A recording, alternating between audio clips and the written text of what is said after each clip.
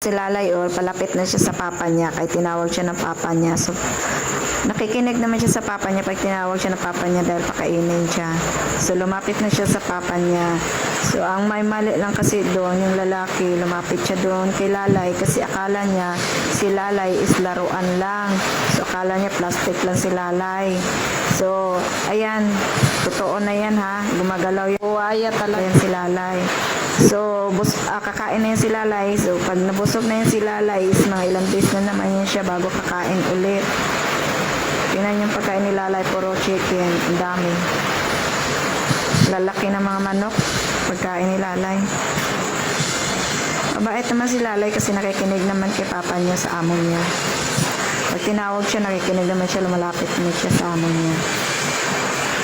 Dong, yung tail doon, tangan na, kay mahulog ka. Ikaw niyan, sunod pa ako ni Lalay. Ayan na si Lalay, palapit na siya sa